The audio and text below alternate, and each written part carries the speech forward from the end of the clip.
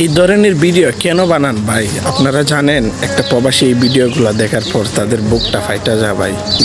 অনেক সময় দল নিয়ে আমরাও মায়ের কোলে গেছি, তো ভাই এখন শুধু আমাদের জন্য এগুলো স্বপ্ন। আসছে সেদিন বছর ঘুরে দিচ্ছে রে ডাক আপন সুরে, যাচ্ছি আমার স্বপ্ন পুরে।